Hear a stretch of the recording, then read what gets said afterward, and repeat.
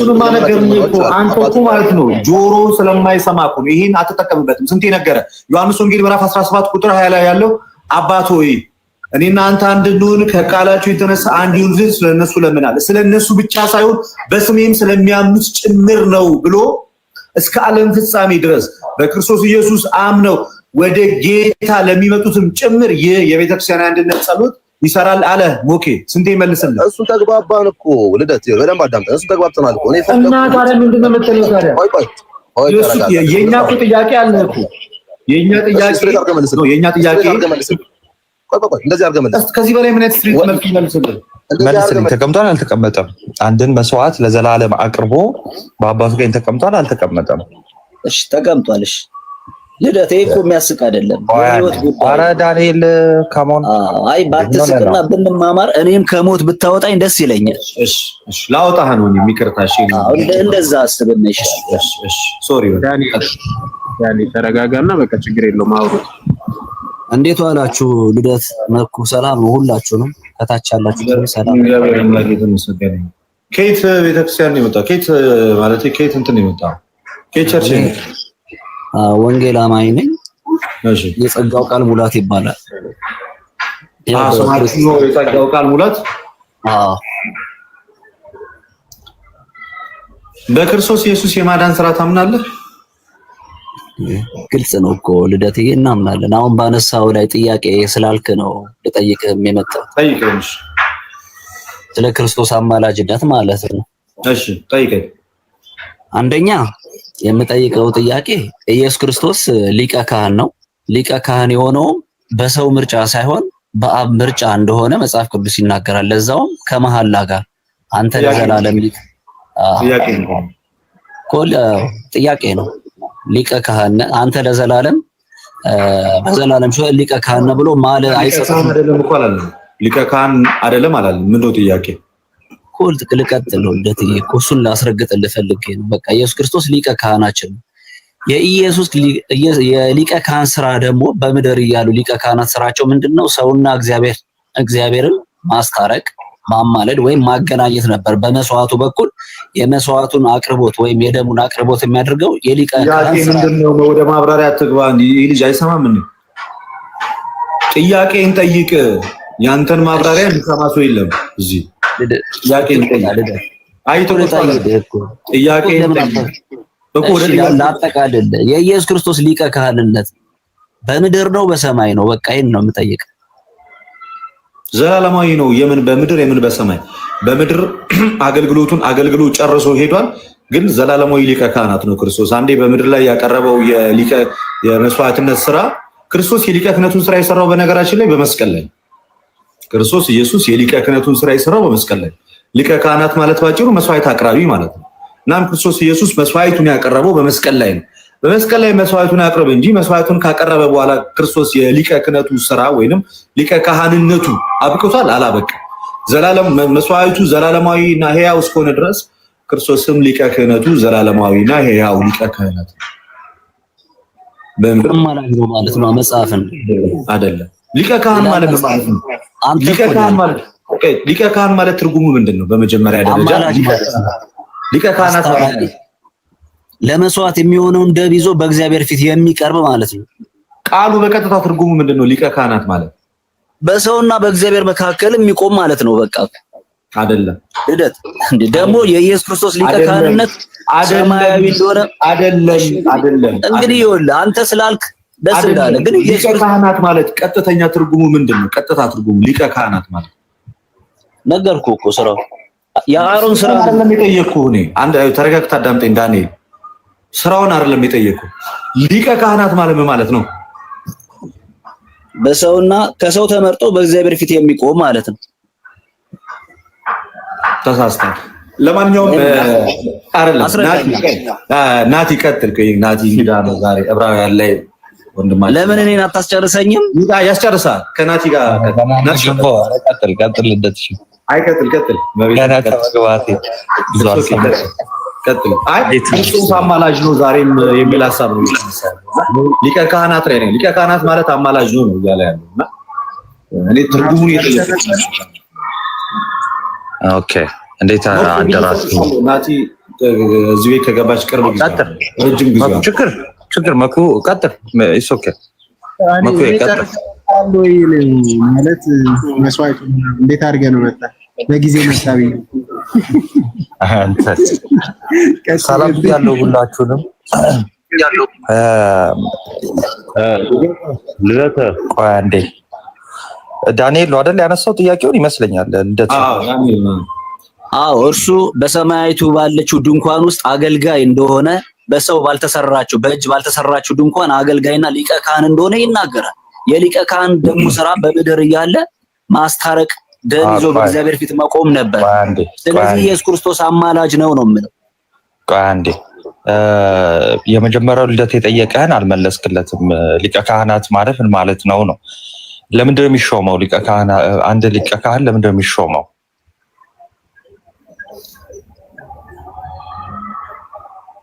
ሊቀ ካህን ሆኖ ለምንድን ነው የሚሾመው? ከካህናት ተመርጦ ለምንድን ነው የሚሾመው? በሰው በሆነው ነገር በእግዚአብሔር ፊት ሊቆም ነው የሚሾመው። ተመርጦ ከሰው ተመርጦ በእግዚአብሔር ተመርጦ ከሰው በሆነው ነገር በእግዚአብሔር ፊት ይሾማል። ከሰው በሆነው ነገር መባንና መስዋዕትን ሊያቀርብ እንደሚሾም ነው የሚናገረው መጽሐፍ። ስለዚህ ሊቀ ክህነት መስዋዕት ከማቅረብ ጋር የሚያያዝ ነው ማለት ነው አይደል? ትክክል። አዎ ጌታችን ደግሞ አንድን መስዋዕት ለዘላለም አቅርቦ በአባቱ ቀኝ ተቀምጧል። የእውነተኛይቱም ድንኳን አገልጋይም ነው ተቀምጧል። ልክ ነህ። ግን ደግሞ በዚህም ደግሞ እውነተኛይቱ ድንኳን የተባለችው ቆይ አንዴ እውነተኛይቱ ድንኳን የተባለችው ቤተክርስቲያን ናት። እሱ ላይ አይደለንም ጥያቄያችን። አይደለም። እሺ እኔ ደግሞ ላስጨርስ። ቤተክርስቲያን አይደለችም። በሰማይ ባለች በእጅ ባልተሰራች ቤተ መቅደስ አገልጋይ ይላል። በሰማይ ባለች ማለት ሙሴ በሰራው መቅደስ አይደለም። በሰማይ ባለች በእጅ ባልተሰራች ይላል። እሱን ተወና አሁን አንድን መስዋዕት ለዘላለም አቅርቦ በአባቱ ቀኝ ተቀምጧል አልተቀመጠም? ኢየሱስ ክርስቶስ ልክ ነው። ይኸውልህ በእግዚአብሔር ቀኝ ተቀምጧል እንደሚልህም ሁሉ የእውነተኛ ተቀምጧል አልተቀመጠም ነው ጥያቄውን በቀጥታ መልስ እስኪ ዳንኤል። ተቀምጧል አልተቀመጠም? ሁለት ነገር ነው የሚናገረው። ልደት ተቀምጧል በእግዚአብሔር ቀኝ ይላል። የእውነተኛይቱ ድንኳን አገልጋይ ነው ይላል። አሁን የእውነተኛይቱ ድንኳን አገልጋይ ሌላ ነገር ነው። አሁን የምፈልገው እሱን አስረዳኝ። በቃሽ መቀመጡ ይቅርልኝና ያ ሌላ ነገር ያለው ጥያቄ መጀመሪያ መልስልኛ። መቀመጡ ይቅር ይላል። እሺ መልስልኝ። ተቀምጧል አልተቀመጠም? አንድን መስዋዕት ለዘላለም አቅርቦ በአባቱ ቀኝ ተቀምጧል አልተቀመጠም? እሺ ተቀምጧል። እሺ ልደቴ እኮ የሚያስቅ አይደለም።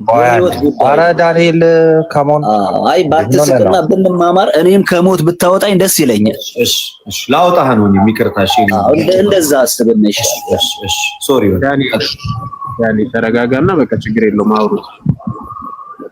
እሺ ስለዚህ መስዋዕትን ድጋሜ ማቅረብ አይጠበቅበትም አይደለ? ትክክል ነው። እሺ ስለዚህ አሁን ላይ ክርስቶስ ምን እያደረገ ነው? አሁን ከኔ አቅጣጫ ለመልስልህ በሰማይ ባለችው ድንኳን ውስጥ እያገለገለን በእጅ ባልተሰራችው ድንኳን ውስጥ ማለት ነው። በሰማይ ባለችው ጥቅስ ስጠኝ እስቲ። በሰማይ ባለችው የሚለው እሺ ዕብራውያንን አውጣል። ዕብራውያን ስንት? እሺ ላውጣ ትንሽ ጠብቅ።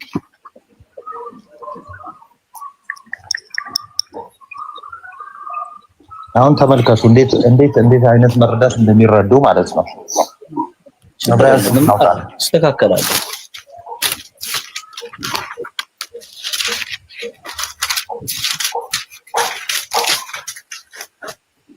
ሼር ኮፒ ሊንክ ያደርጋችሁ ሀብታም ማረጋችሁን አታቋርጡ። ክርስቲያኖች ፕሮቴስታንቶችም ታታባሉ።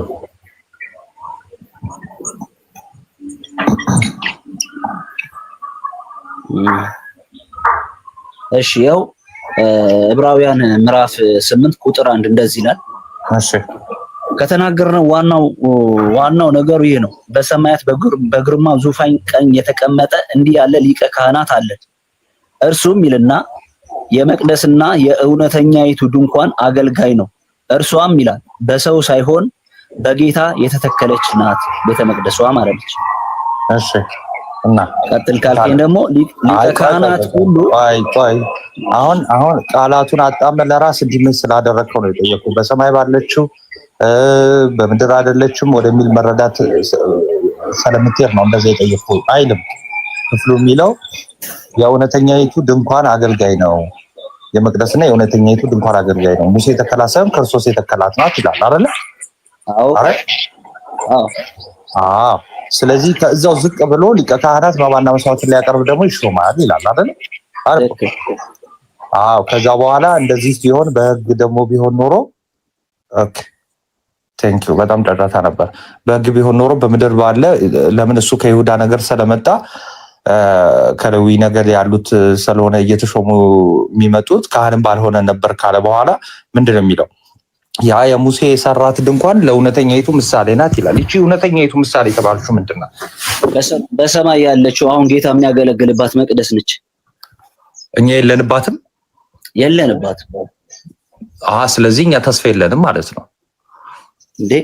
አንተ በዛ መቅደስ ውስጥ እንዴት አለህ እኮ ቅድም እኮ በምድር ቢሆንስ ሊቀ ካህን ቢሆን ባልተገባው ነበር ይላል። እሱ የገባው ወደየትኛው ነው? ወደዚህኛው ድንኳን ገብቷል አይደለ? ቤዛነትን አግኝቶ የዘላለም ቤዛነት አግኝቶ እኛስ በእጅ ባልተተከለችው ድንኳን ውስጥ እኛ የለንበትም እዛ ውስጥ። እርግጠኛ ነህ? አዎ። እኛ ወዴት ነው የገባ ነው? እኛ ሌላ ቦታ እሱኛ ስለኛ የሚናገረው እና አብርሃም እቅፍ እንደሆነ ነው። አሁን ስለ ድንኳን እኛ ቤዛነትን ያገኘንባት የት ነው? ወይ ደግሞ እኛ ቤዛነትን አግኝተናል። ለኛ ግን በመጀመሪያ አግኝተናል። የት ነው ያገኘነው? እሱን አላውቅም። እኔ እንጃ እንዳገኘን አውቃለሁ። ኦኬ ያገኘህበትን አታውቅም? ቤዛነትን ያገኘህበት አስረዳኝ። ችግር የለም እሱ። አይ አንተ ቤዛነትን አግኝተሃል? አግኝቻለሁ። በክርስቶስ ደም ቤዛነትን እንዳገኘው መጽሐፍ የት ነው ያገኘው? እኮ የት ነው ያገኘው? በምድር ወይስ በሰማይ? አይ ነው በምድር በሰማይ እያልኩ አይደለም። የት ነው ያገኘው? እኔ እንጃ እሱን አላውቅም። ስለዚህ የገባህበት በስጋው በኩል በክርስቶስ በኩል የገባህበት ነገር የለም ማለት ነው። ገባኝ። አሁን አንተ የምትለው በክርስቶስ በኩል ተወክለህ ወደዛችኛዋ መቅደስ ገብተሃል ነው የምትለኝ ከሆነ አዎ ገብቻለሁ። አይ እኔ እንደዛ ነው የምትለኝ፣ እንደዚህ አላልኩም። አሁን የገባህበት ቤዛነትን ያገኘህበት አለ ወይ አልኩ። እሱ ቤዛነትን አግኝቶ የገባህበት አለ።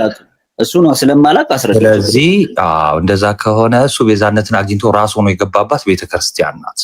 የትኛዋ ቤተክርስቲያን? ዩኒቨርሳል በምድር ያለችው በሁለቱም ነው ያለችው ቤተክርስቲያን። በአብ ቀኝም አለች፣ ክርስቶስ ባለበት ሁሉ አለች። ክርስቶስ በስጋ ባለበት ሁሉ የምትገኝ ናት። በአብ ቀኝ አለ። በአብ ቀኝ በቀኙ ስፍራ አስቀመጠን፣ በሰማያዊ ስፍራ አስቀመጠን የተባለችው ቤተክርስቲያን ናት። በሰማይም አለች፣ በምድርም አለች። ስለዚህ እኛ ወደዚህ ወደ ልጁ መንግስት ገብተናል። ይሄ ደግሞ ቤዛነትን አግኝቶ ወደ ገባበት ማለት ነው። እሺ ስለዚህ የመጀመሪያው ነገር ምንድነው? አሁን ወደ ጥያቄ እንመጣለን። የመጀመሪያው ነገር ምንድነው? ክርስቶስ ቤዛነትን አግኝቶ የዘላለም ማለት ነው የዘላለም ቤዛነትን አግኝቶ ራስ ሆኖ ወደ ገባባት። ለምን? ክርስቶስ የቤተክርስቲያን ምንድነው? ራስ ነው አይደለ? ይሄ ግን እየተናገረ ያለው ይኸውልህ ስለ ቤተ መቅደስ ነው። ሙሴ ይሰራት ስለነበረችው ምሳሌ ነው በተራራው ላይ እንደተገለጠልህ ምሳሌ ሁሉን ታደርግ ዘንድ ተጠንቀቅ ተብሎ በምሳሌ ስለተሰራችውና እውነተኛችሁ ስለሆነች መቅደስ ነው እየተናገረ። በክርስቶስ ቤተክርስቲያን አይደለም። አይ ታዲያ ምንድናት? እሺ ስለ ቤተክርስቲያን እንዳልሆነ ወረድ በልና ቁጥር 20 ምናምን ላይ 25 ላይ አንብበው። እሺ ነገር ግን ክርስቶስ ይመጣ ዘንድ ላለው መልካም ነገር ሊቀ ካህናት ሆኖ በምትበልጠውና በምትሻለው ስንት 25 ላንብል 9 20 21 እሺ 9:21 አሁን ቤተክርስቲያን እንዳልሆነ ሊያሳየን ነው። እሺ ነገር ግን ክርስቶስ ይመጣ ዘንድ ላለው መልካም ነገር ሊቀ ካህናት ሆኖ በምትበልጠውና በምትሻሻለው በእጆችም ባልተሰራች ማለት ለዚህ ፍጥረት ባልሆነች ድንኳን ለዘላለም ቤዛነትን አግኝቶ አንድ ጊዜ ፈጽሞ ወደ ቅድስት በገዛ ደሙ ገባ እንጂ በፍየሎችና በጥጆች ደም አይደለም ይላል። ታዲያ እና ቤተክርስቲያን አይደለችም የሚለው ምንድነው? ወደ መስቀል ነው። መስቀል ደግሞ የቤተክርስቲያን ማዕከሉ ነው። አይ እንጃ እኔ አሁን አንተ ከምትለኝ ጋር በጣም አሪፍ። የብሉይ ኪዳን ሊቀ ካህናት ወደ ቅድስት ይገባሉ አይገቡም? በምድር በነበሩ ሰዓት ይገባሉ። ምን ሊያደርጉ ነው የሚገቡት? ሊያማልዱ። ጥቅስ ሊያማልዱ ይገባሉ የሚለውን ጥቅስ ጠኝ። ያው የብሉይ ኪዳንን ታሪክ ማንበብ ነው። አረ ዕብራውያንን አንብ መጀመሪያ። ዕብራውያን ላይ መስዋዕት ሊያቀርብ ወደ ቅድስት ይገባል ይላል አይደለ? ስለዚህ ወደ ቅድስት የሚገቡት መስዋዕት ሊያቀርቡ ነው አይደለም? ነው። መስዋዕት ሊያቀርቡ ማለት የፍየልም ሊሆን ይችላል፣ የጥጃ መስዋዕት ሊያቀርቡ ወደ ቅድስት ይገባሉ አይደለ? አዎ። እሺ ለምንድን ነው መስዋዕቱ? ለኃጢአት ነው አይደል? ትክክል። ክርስቶስ ደግሞ ወደ ቅድስት ገባ አለ የራሱን ደም ይዞ። ስለዚህ በገዛ ደሙ ገባ አለ። ምን ሊያደርግ ነው የገባው? መስዋዕት ሊያቀርብ አይደል? ትክክል። ስለምን? ስለ ኃጢአት አይደል? ትክክል። ስለ ኃጢአት ደሙን ያፈሰሰልን መስዋዕቱን ያቀርበልን የት ነው? መስቀል ላይ። ቢንጎ። ስለዚህ መስቀል ላይ ነው ማለት ነው። ደሙን ይዞ ግን የቀረበው የት ነው? መስቀል ላይ አይደለም። ወደ ቅድስት ገባ እያለ እኮ ነው። ስለኛ አሁን ይታይ ዘንድ ወደ ቅድስት ገባ እያለ እኮ ነው እኮ። ታዲያ እሺ እዛው ዝቅ ብላ አነበው እንደዛ እኮ። ቅድስቷ ያለችው የት ነች? ነው ስለኛ አሁን ይታይ ዘንድ የሚለውን ዝቅ ብላ አነበው ወይ ደግሞ ለከፍቼ ላነብል ምን ስለምን እያወራ እንደሆነ ማለት ነው። አንዴ ያቀረበው መስዋዕት ነው፣ እሱ በመስቀል ነው። መታየት ማለት ምን ማለት ነው? መስዋዕት ማቅረብ ማለት ነው። በነገር ላይ ኦኬ፣ መታየት ማለት መስዋዕት ማቅረብ ማለት ነው እኮ። ገብቶኛል። መስዋዕት ማቅረብ እኮ አሁን ክርስቶስ መስዋዕቱን ያቀረበው መስቀል ላይ ነው። መስቀል ላይ ያቀረበ። ኧረ አንተ ሰውዬ ስለኛ አሁን ይታይ ዘንድ በገዛ ደሙ ገባ እያለ እኮ እያነበብክ ነው። እሺ እዛው ማስረጃ ልስጥ። ቀጠል አድርጌ ቁጥር 25 ላይ ማለት ነው። ቁጥር ልብ በሉ ታች ያላችሁ እሺ፣ መማር ስላለባችሁ 24 ላይ ምን ይላል? ክርስቶስ በእጅ ወደ ተሰራች የእውነተኛይቱ ምሳሌ ወደምትሆን ቅድስት አልገባም። ወደ እውነተኛይቱ ቅድስት ማለት ሙሴ ያኔ የሰራት ነበረች ተበርናክል። አሁን ቆይ አትደረም፣ ተበርናክል ነበረች። ወደዛ ተበርናክል አልገባም። ሙሴ ወደ ሰራት ወይ ደግሞ ያቺ ምሳሌ ነው የምትሆነው። ወደዛ ቅድስት አልገባም። ያ እዛ የሚገቡት የነበሩት ምንድነው? ሌዋውያን ካህናት ይገቡ ነበር። አዎ በየዓመቱ። እሺ የእውነተኛይቱ ምሳሌ ወደምትሆን ወደ ቅድስት አልገባም። ነገር ግን አለ በእግዚአብሔር ፊት ስለኛ አሁን ይታይ ዘንድ ወደ እርሷ ወደ ሰማይ ገባ አለ። ወደ ሰማይ ገባ አለ። እቺ ሰማይ የተባለችው መስቀል እንደሆነች ራሱ ወንድማችን እዚሁ ነግሮናል። እንዴት? ቁጥር 25 ላይ ሊቀ ካህናትም በየዓመቱ የሌላው እንደሚይዞ ወደ ቅድስት ይቅርታ ወደ ቅድስት እንደሚገባ ራሱን ብዙ ጊዜ ሊያቀርብ አልገባም። ስለዚህ መታየት ማለት ምን ማለት ነው ወንድማችን? ማቅረብ ማለት ነው አይደለ? ይኸው እዛው ሲመልስልህ ምን አለ? ሊቀ ካህናትም በየዓመቱ የሌላው እንደሚይዞ ወይ የእንስሳው እንደሚይዞ ወደ ቅድስት እንደሚገባ ራሱን ብዙ ጊዜ ሊያቀርብ አልገባም። ስለዚህ አንድ ጊዜ ነው ሊያቀርብ የገባው ማለት። ይሄን 10 ላይም ያብራራዋል።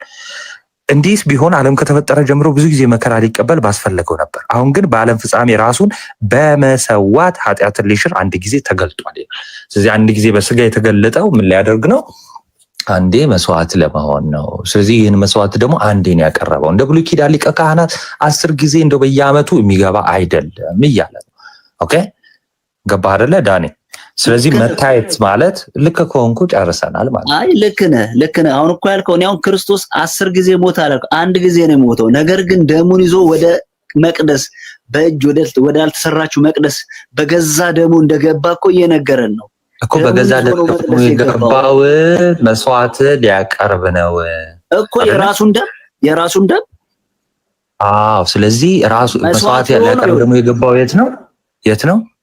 በእጅ ባልተሰራችው መቅደስ በሰማይ ባለችው አይደለም። በእጅ ባልተሰራችው ሰማይ ነው የሚላት። ላምብ አንዴ አነበብኩልህ እኮ ወንድሜ። ይኸውልህ በገዛ ደሙ የገባው ምን ሊያደርግ ነው? መስዋዕት ሊያቀርብ ነው አይደል? ታነበው የቱ ጋር ነው ያለው? ምዕራፍ ስንት ላይ ነው ያለው? ነገር ግን ዕብራውያን 9 አይደል እያነበብክ ያለው? 9 የትኛውንም አነበው ችግር የለውም።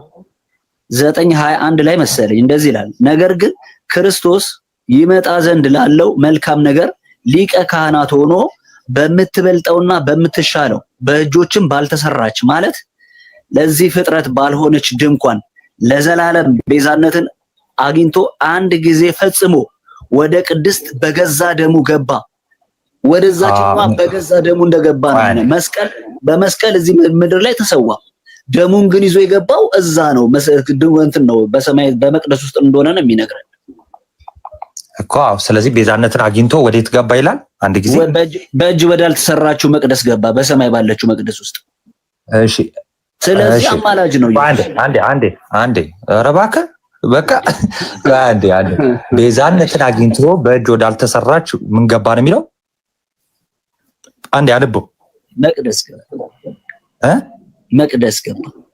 እሺ እኛ ቤዛነትን አግኝተን የገባንባት ምንድናት? በክርስቶስ ውስጥ ሆና እኛ ነው የገባነው እኮ። ምን በእጅ ወዳልተሰራች መቅደስ? ቆላስይስ 1:13 አንብልኝ። ቆላስይስ 1:13 ወይም ደግሞ አንተ እዚሁ ላይ ሁንና ልደትሽ ይመቻል አንብብልኝ። ልብ በሉ አሁን ያነበበልንን ይሁ ክርስቶስ ወዴት ገባ ነው የተባለው። እቺ መቅደስ የተባለችው ቤተክርስቲያን አይደለችም ብሎኛል። ቤተክርስቲያን እንዴት እንደሆነች ነው ማሳያችሁ። አሁን ይኸውላችሁ አንድ ያነበው ዳንኤል ቆላስይስ 1:13 አንብብልኝ። እኔ አሁን የዘላለም ቤዛነትን አግኝቶ ወዴት ገባ ነው የሚለው። በእጅ ወዳልተሰራችው መቅደስ ገባ ለዚህ ዓለም ባልሆነች። ስለዚህ አንዴ አሁን ቆላስይስ 1:13 አንብልኝ። ልደት አንብበ እርሱ ከጨለማ ስልጣን አዳነን፣ ቤዛነቱንም እርሱንም የኃጢአት ስርየት ወዳገኘንበት ወደ ፍቅሩ ልጅ መንግስት አፈለሰን። ቴንኪው። ስለዚህ ቤዛነትን ወዳገኘንበት የፍቅሩ ልጅ መንግስት የተባለችው ምንድናት? ዳንኤል የእግዚአብሔር መንግስት እኮ የፍቅሩ ልጅ መንግስት የተባለችው ምንድናት? እኮ የእግዚአብሔር መንግስት እኮ ነው ነገር ወደ የፍቅሩ ልጅ መንግስት የተባለችው ምንድናት? ማናት? መንግስተ ሰማያት። እሺ እንደዛ ልበል። አሁን ቤተክርስቲያን አልልህ። እኔ እናንተ አሁን እያወራን ለምን መሰለም አልልህ። አሁን እኮ እኔ እናንተ ይኸውልህ ሊቀ ካህናት አገልግሎት ወደሚፈጽምበት ድንኳን ነው እያወራን ያለነው። ስለዚህ አንተ አሁን መንግስተ ሰማያት ገብተሃል? አንተ መንግስተ ሰማያት ገብተሃል? አሁን ወደ ፍቅሩ ልጅ መንግስት አፈለሰን ይሌለ አንተ መንግስተ ሰማያት ገብተሃል ወይ አሁን? አዎ በክርስቶስ አዎ መጽሐፍ እንደሚገልጻል። አሁን እሱ ይቅርና አይቀርም። ሃይ ዝም ብሎ የቀበራንትን አደረከው። ለምንድን ይኸው የፍቅሩ ልጅ መንግስት ቤተክርስቲያን ናት። ከዛን እሷ ደግሞ ቤዛነት ያገኘንባት ናት። ወደዚህ ወደ ቤዛነት ወደ ተገኘበት ደግሞ እሱም ክርስቶስ ቤዛነት ወዳገኘበት ተብሎ ተነግሯል። ይሄ ላሳየን ያመጣው። አሁን አንተ መንግስተ ሰማያት ናት ብለህኛል። መንግስተ ሰማያት ገብተሃል አሁን አንተ? አዎ ወደ መንግስተ ሰማያት በመካከላችን ገብቻለሁ። አምጣ ጥቅስ አሳየኝ። መንግስተ ሰማያት እኔ አሁን እሱስ መግባት አልፈልግም። ስለምልጃ ለምን አጨርስልኝ? ሚውት አድርገው በቃ። ስለምልጃ አጨርስልኝ። እሺ ሚውት አድርገው በቃ። አይ በቃ አሁን እንትን መማር አለ። አሁን ልናስረዳ ነበር። ኤኒዌይስ ወደ ክፍሉ ልመለስና ልንገራችሁ። ክርስቶስ የዘላለምን ቤዛነት አግኝቶ ወደዚህ መቅደስ ገባ፣ በእጅ ወዳልተሰራችሁ ገባ ተባለ። ምን ማለት መሰላችሁ? ወደ ቤተ ክርስቲያን ነው። ግን እሱ ክርስቶስ ገባ ሲባል ራስ ሆኖ ነው። እሺ እኛ ብልቶች ሆነን ነው ምንገባው ከዛ በኋላ። ስለዚህ ፔቭ የሚያደርግልን መንገዳችንን ክርስቶስ ነው። ስለዚህ ክርስቶስ ራስ ሆኖ ወደ ገባባት ነው እኛ ድፍረት ስላለን በስጋው በኩል ብልቶች ሆነን የምንገባው ማለት ነው። ስለዚህ እኛ ስንገባ ምን ሆነን ነው የምንገባው? ብልቶች ሆነን ነው የምንገባው ማለት ነው። ክርስቶስ ግን ራስ ሆኖ ነው የገባው ወደዚህ ቤተክርስቲያን። ስለዚህ እኛ ምን አለን ማለት ነው? ድፍረት አለን ማለት ነው ወደዚህ ቤተክርስቲያን የመግባት። ስለዚህ እቺ ቤተክርስቲያን ደግሞ ምን ተብላለች ማለት ነው? የፍቅሩ ልጅ መንግስት ተብላለች ማለት ነው። ስለዚህ መንግስቱ ናት። ስለዚህ ለዛ ነው ቆላስይስ 1:13 ላይ እርሱ ከጨለማ ስልጣን አዳነን፣ ቤዛነቱን እርሱም የኃጢአት ስርየትን ወዳገኘንበት ወደ ፍቅሩ ልጅ መንግስት አፈለሰን የተባለ ክርስቶስ ምንድነው? ቤዛነትን አግኝቶ ወደ ገባባት፣ እኛም ደግሞ ይህን ቤዛነት የምናገኝባት ስንገባ ስለሆነ አሁን ስለዚህ ድፍረት አለን ወደዚህ መንግስት ወደዚህ መቅደስ የመግባት። ይቺ መቅደስ በሰው የተተከለች ናት፣ እንደ ሙሴ ድንኳን አይደለችም። እና በክርስቶስ ነው የተተከለችው። እንዴት? በመስቀል ላይ ከጎኑ ውሃና ደም ፈሶ ከጎኑ የተገኘች ናት። ቤተክርስቲያን ከጎኑ ነው የተገኘችው። ቤተክርስቲያን ሙሽራይት ናት። ኦኬ ሙሽራዋ ክርስቶስ ነው። ልክ ሔዋን ሙሽራይት ከአዳም ከሙሽራው ከጎኑ እንደተገኘች እንዲሁም በመስቀል ላይ ከጎኑ ተገኝታለች። ቤተክርስቲያን ሙሽራይቱ ቤተክርስቲያን ማለት ነው። ስለዚህ ቤተክርስቲያን አስገኟ ሰሪዋ እሱ ነው። ይሄ ሐዋርያት ሥራ ላይ እግዚአብሔር በገዛ ደሙ የዋጃትን ቤተክርስቲያን ተጠብቁ ዘንድ የሚለውን ጥቅስ ያስታውሰናል። ልብ እንለዋለን እሱን ማለት ነው። ስለዚህ ክርስቶስ አንዴ መስዋዕት ሊያቀርብ ገብቷል። ለመታየት ማለት ማቅረብ ስለሆነ ማለት ነው። አሁን ጥያቄ ቀጥታ ለዳንኤል ልጠይቀውና ወደ ልደትሻ እሄዳለሁ ማለት ነው። ዳንኤል አሁን አማላጅ ነው ስትል ምን እያልክ ነው? እሺ አሁን እንደነገርከኝ ማለት ነው መጽሐፉ የተቀመጠው ግልጽ ነው። እኔ ነገርኩን ትተህ አሁን አማላጅ ነው ያልኩት። መልስለት በእግዚአብሔር ዳንኤል በቀጥታ የጠየቀ ነው።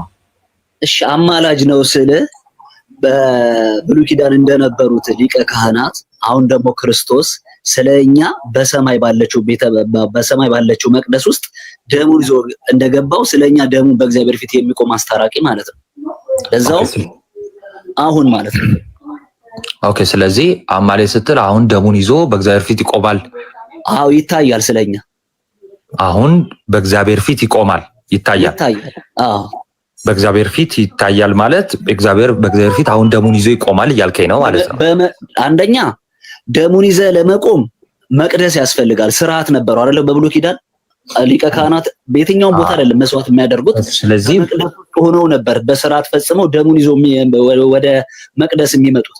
እንዲሁ ደግሞ ክርስቶስ ደሙን ይዞ ወደዛች መቅደስ እንደገባ በሚገባውና ትክክለኛው በሆነ ቦታ ላይ ስለኛ ደም ይዞ አሁን ይታይልናል መጽሐፍ ነው። ስለዚህ ይቆማል ማለት ነው። አሁንም በሰማይ ይታያል። አሁን አንተ ይቆማል የምትለኝ ሐሳቡ ይገባኛል። ግን የእውነተኛይቱ ድንኳን አገልጋይና ሊቀ ካህን እንደሆነ መጽሐፍ ይነግረናል። መቼ ነው የተሰራችው በሰማይ ያለችው? እሷ አሁን እኔ አውራ ብትለኝ ሙሴ አሁን እሷን ባያት ምሳሌ እንደሰራ ነው የሚናገረው መጽሐፍ። መቼ ነው የተሰራችው? መጀመሪያ ተሰርታ ቢሆን ምሳሌም አያስፈልጋትም ነበር። በሰማይ ያለችው የምትላት አሁን ምሳሌ ናታ። የመጀመሪያው ምሳሌ ነው ለሁለተኛው ለሚመጣው እያለ ምሳሌ የትኛው ነው? የመጀመሪያው ሙሴ የሰራው ለሚመጣው ምሳሌ ነው እያለን ነው። ገና ላልተሰራው ማለት ነው። ሙሴ እሷን እያየ በተራራው ላይ እንደተገለጠለት ታደርግ ዘንድ ተጠንቀቅ እንደተባለው እሷን እያየ ነው ሙሴ የሰራው። አይልም። ተው አይልም። እንደዛ አይልም። መቼም አንብባችሁታል። ፈልጌ ላንብብ። አንብበው። እሺ። አይልም። እሷን እያየ ሰራ አይልም። እሺ ቆይ ላንብብ። እሺ አንዴ ይቅርታ። የት ነው ዕብራውያን የተማራችሁት? ግድ የለም። እሺ ከተሳሳትኩም ችግር የለውም። ተሳስተሃል እያልኩ ነው። ችግር የለም ብቻ ነው መሰለኝ እንጂ ተሳስተሃል the whole time። እሺ እኔ እኮ ያነበብኩትን እኮ ነው የምከራከረው ማለት ነው። እሺ ይኸው እሷን እያየ ሰራ የሚለውን አሳየኝ። እሺ አንዴ እስከሚፈልግ በዚህ አጋጣሚ ናት። ይኸው እንደዚህ ይላል እዚሁ ጋር 8 ላይ ማለት ነው 8 ዕብራውያን 8 ከአንድ ጀምሮ ላንብብልህ። እሺ ከተናገርነው ዋናው ነገሩ ይሄ ነው። ቅድም እንዳነበብነው በሰማያት በግርማው ዙፋን ቀኝ የተቀመጠ እንዲህ ያለ ሊቀ ካህናት አለን። እርሱም የመቅደስና የእውነተኛይቱ ድንኳን አገልጋይ ነው። እርሷም በሰው ሳይሆን በጌታ የተተከለች ነች። ሊቀ ካህናት ሁሉ መባንና መስዋዕት ሊያቀርብ ይሾማልና፣ ስለዚህም ደግሞ የሚያቀርበው አንዳች ሊኖረው የግድ ነው። እንግዲህ በምድር ቢኖርስ እንደ ሕግ መባን የሚያቀርቡት ስላሉ ካህን ባልሆነም ነበር። ነገር ግን ሙሴ ድንኳኒቱን ሊሰራ ስለተረዳ ለሰማያዊቱ ነገር ምሳሌና ሊሰራ ሳለ እንደተረዳ ለሰማያዊ ነገር ምሳሌና ጥላ የሚሆነውን ያገለግላሉ። ከዛ በተራራው እንደተገለጠል ምሳሌ ሁሉን ታደርግ ዘንድ ተጠንቀቅ ብሎት ነበርና አብ ማለት ነው። እሺ ስለዚህ በዛች ምሳሌ መሰረት ነው ሙሴ የምድራይቱ ድንኳን የተከለው። ሲጀመር በተራራው ነው አይደለ? ይሄን እንዴት ነበር ድንኳኑ ስራ ያለው? እግዚአብሔር ሙሴን እየጠራ ወደ ተራራ እየወሰደ ያናግረዋል ነበረ። ትእዛዝ ምናምን የሰጠው ምን አለው? ከዛ ባጭሩ እግዚአብሔር ምን አለው? ድንኳኑን እንዴት አድርገህ ስራ አለው? እንዲያርገህ ስራ ይለዋል አይደል? እንዲያርገህ ስራ ይለዋል አይደለ? ትክክል። እሺ አሁን ጥያቄ የምጠይቀህ እስቲ የተሰራችውን እያየሰራ የሚለውን እስቲ ያሳየኝ። ከዚህ በላይ ምን ይንገረን? በዛ ምሳሌ እንድታደርግ ተጠንቀቃለው። እሺ እነዚህ ሊመጡ ያሉ ነገሮች ጥላ ናቸው፣ አካሉ ግን የክርስቶስ ነው የተባለችው ምንድነው? ሰማያዊቷ ናታ የሰማይቷ መቅደስ። እሺ ቆላሲስ 2:17 ላይ ያለውን ነው ማነብልህ። እነዚህ ሊመጡ ያሉት ነገሮች ጥላ ናቸውና አለ። ሊመጡ ምን ማለት ነው? አሁን ሊገለጡ ስላለችው ስለዚህ ስለ መቅደስ ስለ ቤተክርስቲያን አይደለም። ቆይ አልመጡም ነበር ማለት ነው አይደለ? አልመጣችም። እቺ መቅደስ አልመጣችም። ታዲያ ምኑን እያየ ካልመጣች ምኑን እያየ ሰራ? እግዚአብሔር ወደ ተራራ ወስዶት የለ? በዚህ ተራራ እንደተገለጠል ምሳሌ ታደርግ ዘንድ ተጠንቀቅ ብሎ እግዚአብሔር ለሙሴ በቃ ፕላኑን እቅዱን የሁለተኛይቱን መቅደስ ማለት ነው እንዳሳየው እና በዛ ፕላን መሰረት እንደሰራው ነው እኮ የሚነግረን መጽሐፍ። ይሄ እኮ ምንም እኮ እንትን የሚል አይደለም። እንደዚህ የሚያደርግ አይመስለኝም። እሺ ስለዚህ መቼ ነው የተሰራችው? ስለሷ የተሰራችበት ጊዜ አይናገርም፣ ግን እርግጠኛ ነኝ ሙሴ ነበረች። ከሙሴ በፊትም ነበረች። ከሙሴ በፊት ከነበረች ምሳሌ ተሰራላት። ከሙሴ በፊት ከነበረች ማለት ምሳሌዋንማ በምድራይቱ ድንኳን ላይ እኮ አየን። ምን ያስፈልጋታል? ምሳሌ ጥላ ምን ያስፈልጋታል? ጥላዋ እኮ እቺ ጥላ ለምን ያስፈልጋታል? አካል ስላለ። ለምን አካሏ ከነበረች ለምን ጥላው ያስፈልጋል ነው ጥያቄ። አካሏ ካለ ኦልሬዲ አካሏ ከነበረ በነገራችን ላይ እያለ ያለው ምንድነው? የክርስቶስ የማዳን ስራ የክርስቶስ ሰማያዊ አገልግሎት ኦልሬዲ ነበር እያለን ነው። ባይ ዘ ዌይ ዳንኤል እሺ ኦልሬዲ አላልኩ ሰማያዊቷ የምትባለው እሷ ናት። ባይ ዘ ዌይ እኮ ሰማያዊቷ የምትባለው እሷ ናት። ክርስቶስማ በእሷ በደሙ እንደገባ እኮ ይናገራል። አላልኩም እንደዛ። ስለዚህ ክርስቶስ ሲመጣ ነው የመጣችው ማለት ነው። ኧረ አልወጣ። ለምንድን ነው እንትን የምትለኝ? ይሄ እኮ አሁን የሚያከራክር ነገር አይደለም። ከክርስቶስ በፊት ከነበረች እሺ መቅደሷ ከነበረች ካህንም ነበራት ማለት ነው። ከክርስቶስ በፊት አልነበረችም፣ ግን ሙሴ ከሚሰራት ድንኳን በፊት ነበረች። በእሷ ምሳሌ መሰረት የሙሴ ድንኳን ተሰራች። ግን ክርስቶስ መጥቶ በመስቀል ዋጋ ደሙን ይዞ ከፍሎ ሲገባ ወደ እሷ መቅደስ ነው የገባው። በቃ ግልጽ ነው የቋንቋ። ምንድነው ያልከው? ከክርስቶስ በፊት አልነበረችም፣ ግን ከሙሴ በፊት ነበረች ነው ያልከው? አዎ የሙሴ አገልግሎት ከመኖሩ በፊት ነበረች። ወደ ተራራው ወሰደና በእሷ ምሳሌ መሰረት እግዚአብሔር አሰራው።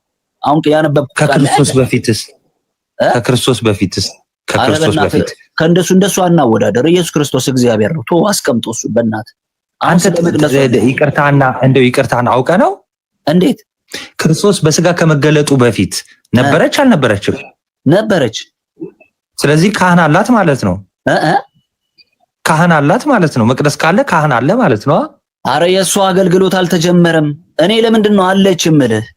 በእሷ ምሳሌ መሰረት እንድትሰራ ተጠንቀቅ ብሎ ጥቅስ ስጠን እስቲ ጥቅስ እንደነበረች ከክርስቶስ በፊት እንደነበረች ጥቅስ ስጠን። ይኸው አነበብኩልህ እኮ።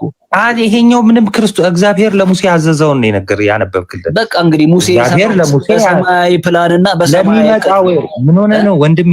አንተ ብቻ የተለየ ጴንጤዎችም እንደዚህ አያምኑም። በነገራችን ላይ አንተ ብቻ የተለየ ጴንጤ ሆንክ። እሺ እኔ መጽሐፉ ነው የሚለኝ ከክርስቶስ በፊት ይቺ መቅደስ ነበረች ወይ ደግሞ ይሄ ሰማያዊ አገልግሎት ነበረ ብሎ የሚያስተምር እኔ መናፍቅም አላየሁ። አረ እኔ እንደሱ አልወጣኝም አላልኩህም። አልክ እኮ ይሄው አላልክ። አረ ተረዳኝ ናታኒ ተረዳኝ። እኔ እንደሱ አይደለም ያልኩ። ይኸውልህ የእሷን ምሳሌ እግዚአብሔር አሳይቶታል። በቃ ይኸውልህ አባ ጥላና አካል ታውቃለህ? ጥላና ወይም ደግሞ ጥላ ምንድን ነው? አካል የአካል ነጸብራቅ ማለት ነው። ስለዚህ አካሉ የለም ማለት ነው አይደል? አልተገለጠም እንጂ አለ። አሁን ክርስቶስ ይገለጥ ነው የሚኖር ይገለጥ ነው የሚኖረው። ጥላው ለሚመጣው ለአካሉ ምሳሌ ነው አይደለ? እንደዛ ነው። አዎ ጎበዝ። ስለዚህ ጥላው በነበረበት ጊዜ ኦኬ ነቀፋ የኖረበት ያ ጥላ እንኳን በነበረበት ጊዜ አካሉ ስለሌለ በጣም በረጅም ጊዜ ውስጥ በዛ ጥላ ውስጥ አልፈዋል። እሺ ከዛስ አካሉ ሲመጣ ግን ይለናል ሐዋርያው ቅዱስ ጳውሎስ በዕብራውያን መልእክቱ ማለት ነው። አካሉ ሲመጣ ጥላው ቦታውን ይለቃል ይለናል አይደለ? ትክክል ጎበዝ። ስለዚህ አካሉ እስኪመጣ ድረስ ጥላው ብቻ ነበረ። ልክ አካሉ ሲመጣ እሱ ማን ነው? ኢየሱስ ክርስቶስ ነው አይደለ? አዎ። ልክ ኢየሱስ ክርስቶስ በስጋ ሲገለጥ ጥላው ቦታውን ይለቃል አይለቅም? ይለቃል ልጅ። ጎበዝ በቃ። ስለዚህ ከክርስቶስ ከመገለጡ በፊት አልነበረችም። አሁን አንተ እያወዳደርክ ያለኸው አሁን እኔ እያወዳደርኩልህ ያለሁት ሰማያዊቱ መቅደስና ምድራዊቱ መቅደስ ነው ማለት በእጅ ያልተሰራችው መቅደስና ሙሴ የሰራትን መቅደስ ነው እኮ። በእጅ ያልተሰራች ማለት ነው ምን ማለት መሰለህ? ሙሴ አልተከላትም ነው። ተበርናክሉ ሙሴ የተከለው ያኔ በየቦታው እየሄደች የምትተከል ነበረች፣ በሰው የተሰራች። ልክ እንደዛ በሰው የተሰራች ሳትሆን አሁን በክርስቶስ በደሙ ነው። ሐዋርያ እሷ መቅደስ ነበረች በሰማይ። አረ እስቲ ጥቅስ በሰማይ እንደነበረ አነበብኩልህ እኮ። አሁን እኮ አልሰማኸኝም እንጂ በተራራው እንደተገለጠልህ ምሳሌ ሁሉ ታደርግ ዘንድ ተጠንቀቅ ብሎት ነበረ እኮ ይላል። በቃ አሁን ቁንጽልነት ነው ይሄ። ይኸውልህ በተራራው ማለት እግዚአብሔር ሙሴን ይጠራውና እንዲያርገ ስራ ዘጸአትን አንባዋል አይደለ? ዘጸአት ሌዋውያን እነዚህን አንባቸዋል። ስለዚህ ምን ይለዋል እግዚአብሔር? ይሄን እንደዚህ አድርገህ ስራ፣ ድንኳኒቷ ይሄንን ያህል ሜትር ትሁን፣ ይሄን ያህል መጋረጃዎች ይኑሯት፣ ይሄን ያህል ቀለበቶች ይኑሯት እያለ ነግሮታል። ግን ተጠንቀቅ ለሚመጣው ምሳሌ ነው እያለ ነግሮታል፣ አሳስቦታል፣ ገልጾታል። ምሳሌው ጥላው የትኛው? ጥላው የብሉይ ኪዳን ወይም ደግሞ የሙሴ ተበርናክል ናት። እሺ ያኛው በሰው የተተከለች መቅደስ ናት። አከራክረን ችግር የለም። እሺ አሁን ልሰርዘውና ለምን መሰለህ እንደዚህ የምልህ አሁን እቺኛዋ በእጅ ወዳልተሰራችው መቅደስ ውስጥ ዋናው ዓላማ አንተና ታርጌት እሱ ነው። በእጅ ወዳልተሰራችው መቅደስ ውስጥ ኢየሱስ ክርስቶስ ሊቀ ካህን ሆኖ ደም እያቀረበ ስለኛ በእግዚአብሔር ፊት አሁን ይታያል። ጥቅስ ደም እያቀረበ የሚለውን እሺ አንዴ እዚህ ጋር አንብበናል እኮ ያው አይ ደም እያቀረበ የሚለውን ደሙን ይዞ ማለት ነው። ደሙን ይዞ ነገር ግን ክርስቶስ ይመጣ ዘንድ ላለው ነገር ሊቀ ካህናት ሆኖ በምትበልጠውና በምትሻለው በእጆችን ባልተሰራች ማለት ለዚህ ፍጥረት ባልሆነች ድንኳን ለዘላለም ቤዛነትን አግኝቶ አንድ ጊዜ ፈጽሞ ወደ ቅድስት በገዛ ደሙ ገባ እንጂ በፍየሎችና በጥጆች ደም አይደለም። ስለዚህ ጎበስ ያዘው አንድ ጊዜ ፈጽሞ ገባ ይላል። አዎ በደሙ ምንድነው የፈጸመው? በደሙ ማለት ነው። ምንድነው የፈጸመው? የማዳንን ስራ ስለዚህ አሁን አይሰራውም። የማስታረቅን ስራ ስለ ደም ነው እያወራን ያለን እኮ። አሁን አይፈጽመውም ማለት ነው። በቃ አንድ ጊዜ ፈጽሞ ገብቷል። እሺ እንደዚህ ላስረዳ። ይዞ ይታያል። እንደዚህ ላስረዳ። ራእይ ላይ ሄደን ስናይ ማለት ነው። ተው ራእይ ተው ቆይ ምሳሌው ነው ማለት ነው። ለዘለለ አይደለም። ተው የታረደው በግ ቆሞ አላየህም? እዛ ጋር በዘመን መጨረሻ ላይ ክርስቶስ የለም አላልንም እኛ አለ። አሁን ደም ይዞ ይታያል የሚለውን አሳየን ያለ ይሄው ይላል እኮ አይልም። እሺ ላንብብ አንዴ ልፈልግ። እሺ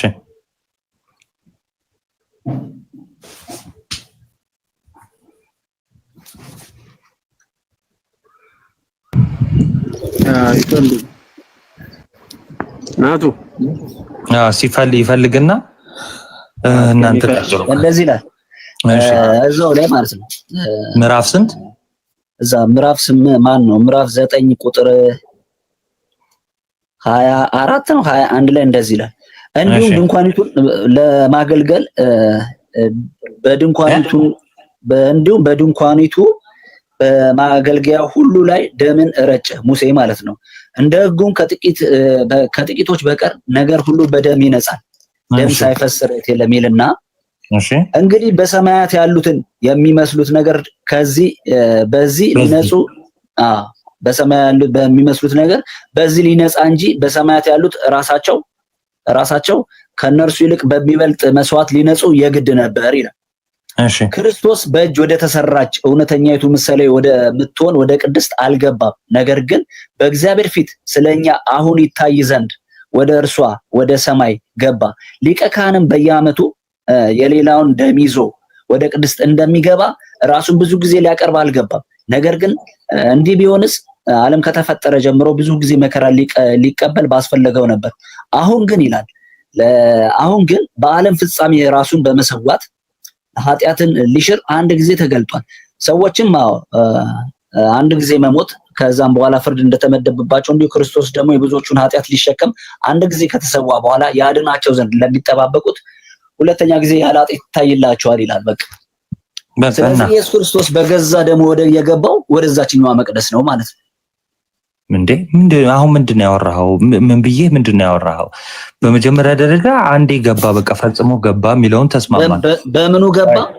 አሁን ደሙን ይዞ በአብ ፊት ይቆማል የሚለውን እንድታሳየኝ ነበረ እኮ። እሺ በፈልገው አገኘዋለሁ፣ ግን እንዳለ አታገኘውም። ባይ ዘ ዌይ ይሄው ፕሮቴስታንት የተመሰረተበትን ሙሉ እድሜ ይሰጣሉ። አታገኘውም። አሁን ደግሞ ይታይ አሁን ደግሞ ትንሽ ደቂቃ ከሌላ ተዋይና እንቀጥላለን። አንተ ጋር ነው የምጨርሰው። እዛው 10 ላይ አንብልኝ ይሄንን። ይሄው ፕሮቴስታንት ከተመሰረተበት እድሜ 500 ሰጥቻለሁ። እሺ እድሜ ይስጠን ብቻ ማለት ነው። እዛው 10 ዝቅ በልና ቁጥር 10 ምዕራፍ 10 ላስነብብ። እንዳልቆመ ክርስቶስ አሁን እንዳልቆመ ላሳይህና እኔ ደግሞ ልዝጋው። እሺ አንተ ቆሟል ነው የምትለኝ አሁን ማለት ነው። እኔ ደግሞ እንዳልቆመ ቆይ አሁን አንተ በምትለኝ መሰረት ቆሟልና ተቀምጧል ልታሳየኝ እንደሆነ አውቃለሁ። በቃ አንዴ ሚውት አድርገው። አንተ ቆሟልና ተቀምጧልን አይደለም።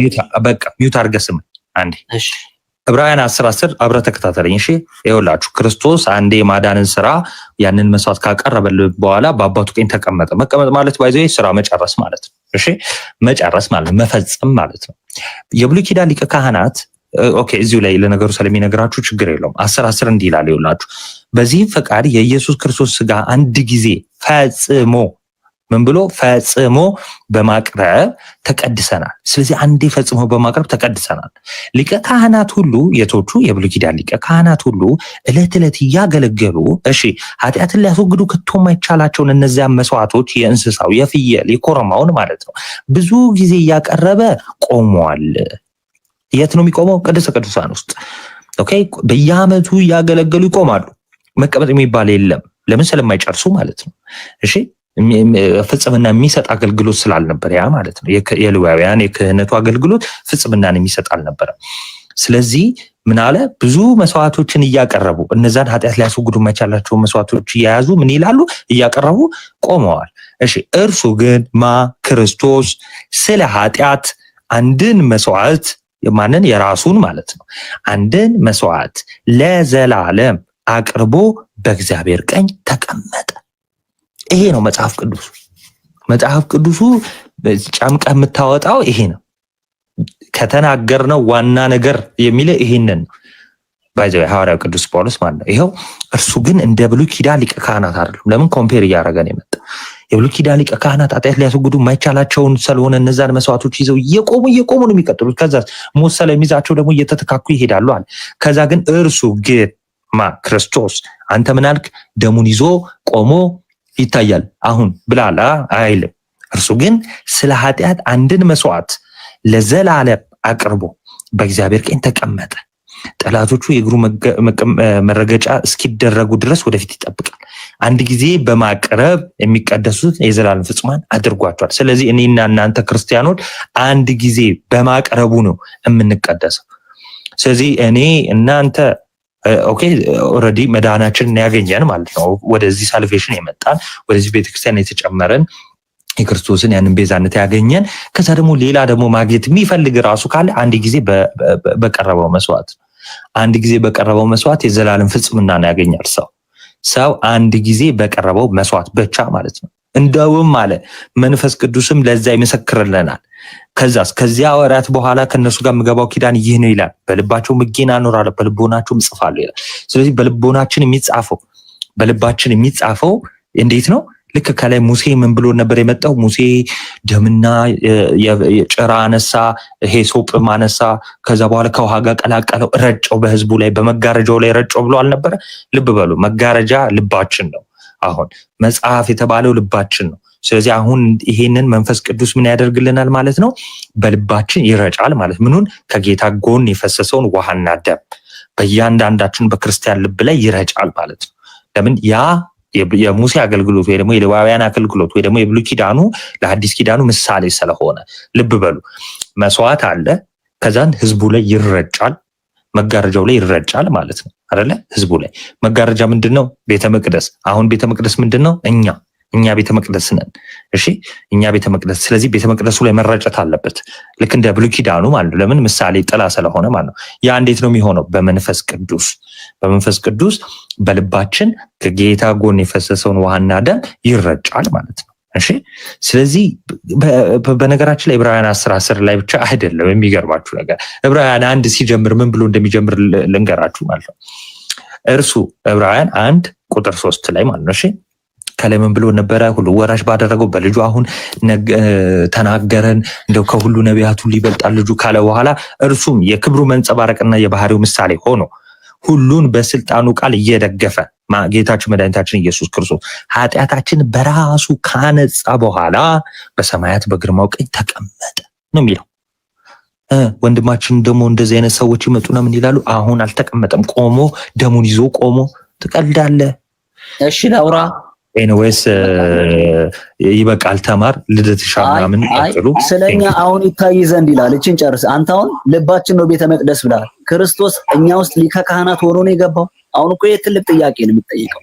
ሁለተኛ ደግሞ ያው አንተ አሁን ያልከው ጋር አደራ ስለሆነ 25 ላይ እንደዚህ ነው ቤተ መቅደስ ያልኩ ባደራ ነን፣ እግዚአብሔር ማደሪያ ነን፣ እኛ ቤተ መቅደስ ነን። መጽሐፍ ቅዱስ ይላል። ግን ኢየሱስ ክርስቶስ ይወለ ሊቀ ካህናት ሆኖ የገባው እኛ ልብ ውስጥ አይደለም። እኔ ተሳሳታለ ብዬ በፍጹም አልጠበቅኩም። ወደኛ ልብ ገባ አላልኩም፣ ወደ ቤተ ክርስቲያን ገባ ነው ያልኩ።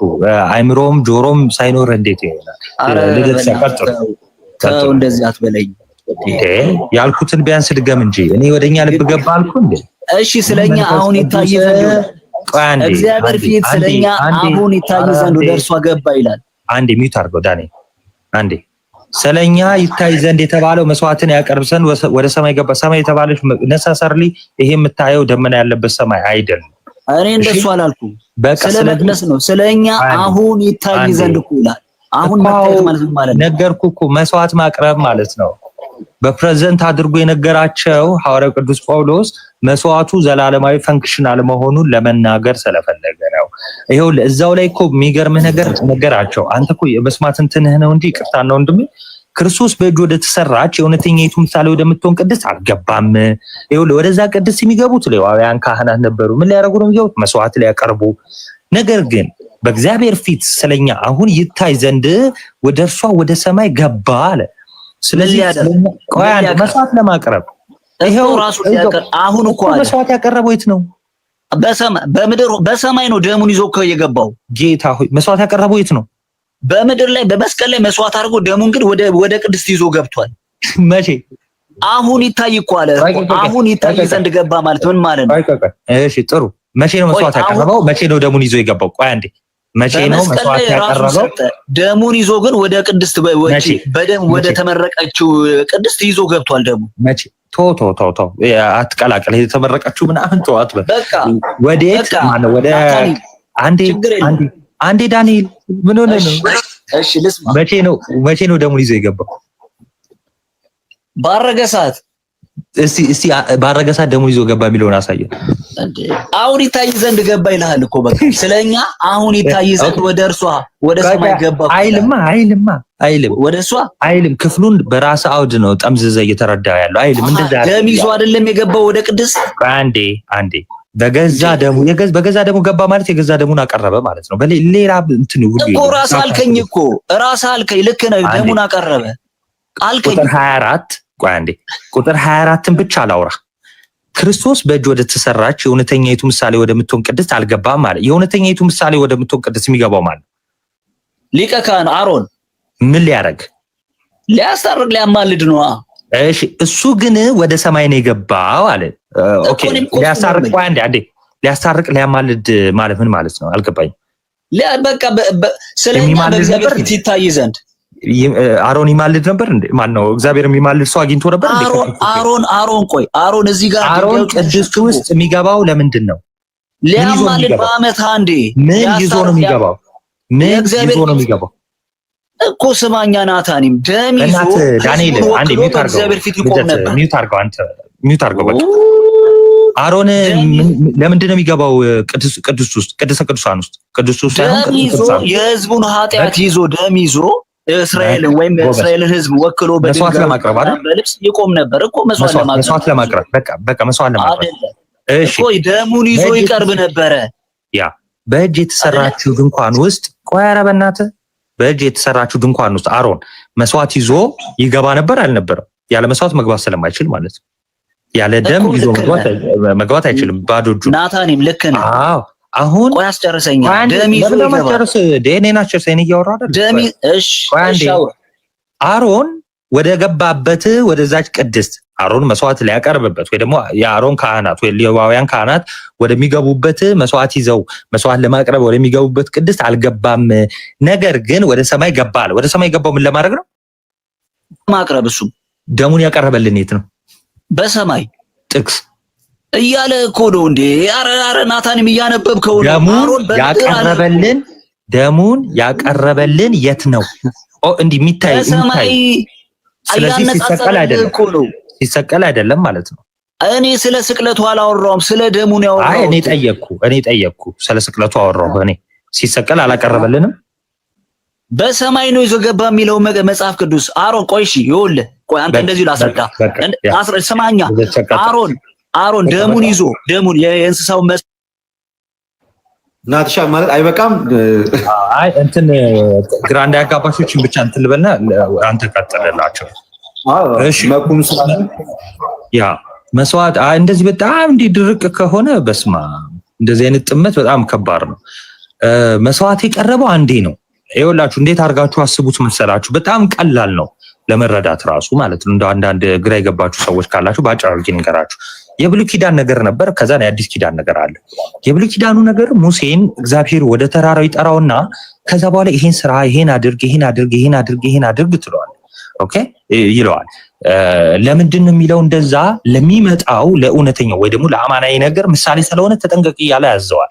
ከዛ ውስጥ አንደኛው የቤተ መቅደሱ አገልግሎት ነበረ። ለሙሴ ሲሰጠው እግዚአብሔር በተራራው ይጠራዋል። ከዛን ቤተ መቅደስ ስራ አለኝ፣ ከዛን ከህዝቡ ጋር በዛ በኩል እገናኛለሁ ይላል እግዚአብሔር። እወርዳለሁ፣ ከዛ መስዋዕት ታቀርቡልኛላችሁ ይላል። ሁለት ድንኳን አለ፣ ሁለት ክፍል ያለው ነገር ይሰራል። በየሄዱበት እየተንቀሳቀሰች ያቺ ተበርናክል ተንቀሳቃሽ ድንኳን ቤተ መቅደስ ትባላለች። እዚች ቤተ መቅደስ ውስጥ ቅድስና ቅድስተ ቅዱሳን የሚባል ክፍል አለ። ቅድስተ ቅዱሳን ውስጥ ሊቀ ካህናት ብቻ ነው የሚገባው። እሱም በዓመት አንዴ ነው የሚገባው። እሱም መስዋዕት ይዞ ነው የሚገባው። ምን ለማድረግ? ለህዝቡና ስለራሱ ኃጢአት ሊያቀርብ ማለት ነው። እሺ ከዛ በኋላ አሁን ይሄን እያነጻጸረ ሐዋርያ ቅዱስ ጳውሎስ ምን ይለናል መሰላችሁ? ክርስቶስ በእጅ ወደ ተሰራችው ያኔ በሙሴ ጊዜ ወደ የእውነተኛይቱ ምሳሌ ወደምትሆን ወደዛች ቅድስት አልገባም እና ወዴት ገባ? በእግዚአብሔር ፊት ስለኛ አሁን ይታይ ዘንድ ወደ እርሷ ወደ ሰማይ ገባ አለ። ሰማይ የሚለውን መፍታት አለብን። ሰማይ የሚለውን ብቻ ሳይሆን መታየት የሚለውን መፍታት አለብን። ሰማይ የሚለው መቅደስ ነው። እንዴት? ማነው? ሰማይ የሚለው መስቀል ነው። እንዴት? አሳያቸዋለሁ። መታየት የሚለውን መጀመሪያ ስንፈታ ማለት ነው። መታየት ማቅረብ እንደሆነ እዛው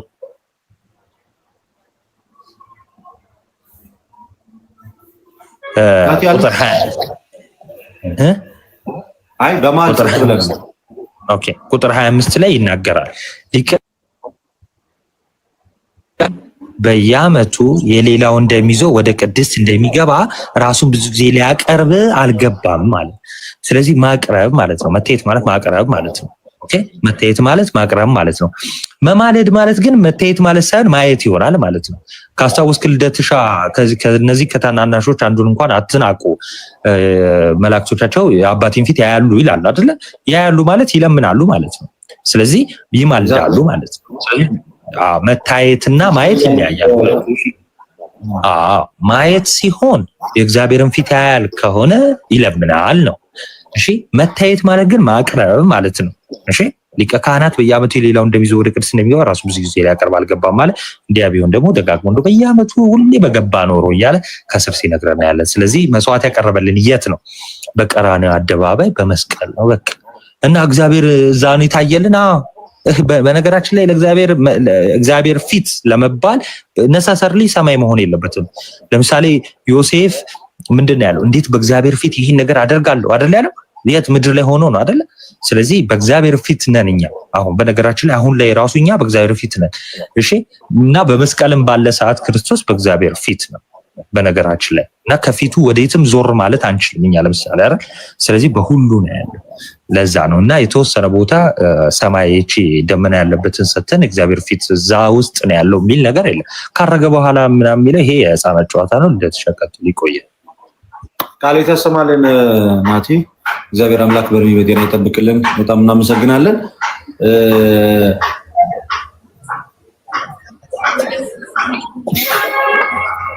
ሙሌ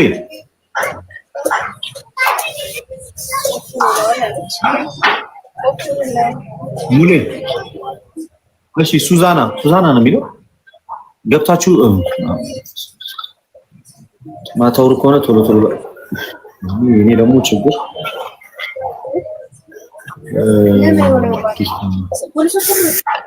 ሙሌ አለ ሙሌ ሰላም ነው? እግዚአብሔር ይመስገን። ከየት ቤተ እምነት ነህ? አይ እኔ እንኳን ከኦርቶዶክስ ነኝና አጋጣሚ አንድ ጥያቄ የፈጠረልኝ እንትን ስላለ ነው ጠይቄ የመጣሁት ልደቴ። እሺ አስቸኳይ ካልሆነ ጠብቀን። እሺ አስቸኳይ ነው በጣም። እሺ አይ ችግር የለውም። እሺ ጠብቃችኋለሁ። አላታይስ ጠብቃችኋለሁ። ችግር የለውም። እሺ የተማማርክ ጠብቀን ከታች ወንድማች።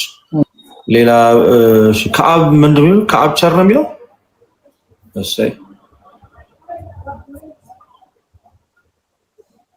ፕሮቴስታንቶች አላችሁ? ኦርቶዶክሳውያን ጥያቄ ካላችሁ መጨረሻ ላይ ጠብቁኝ። እሺ መጨረሻ ላይ ጠብቁኝ እናንተ። ኦኬ ነበሩ እኮ የአገር ነበሩ። አንተ ገስት ሪኩዌስት ላይ አንድ ባንድ ነው የወጡት። ምን አሰበህ እንጂ አንዳንድ ቁጥር ጻፉልኝ እስኪ። ከኦርቶዶክስ ቤተክርስቲያን ውጭ የሆናችሁ ሰዎች ፕሮቴስታንቶች አንዳንድ ቁጥር ጻፉልኝ። ደህና ነኝ እግዚአብሔር ይመስገን። ኮሜንት ላይ አይቻቸው ነበረ። ገና ጥያቄ እንፈጥርባችኋለን። አይ ቀረት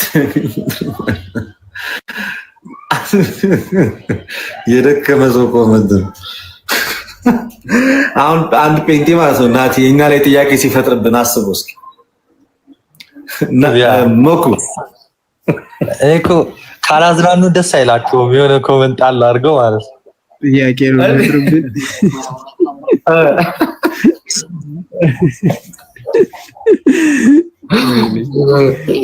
የእንትን አይተን ኤርሚያስ መጣብህ ኮሜንት ገጥሞ ያውቃል? ላይቭ ላይ መጣል አርጎት ነው አልኩት ነው ያንዱ በመጣ መጥቶ በተገላገለ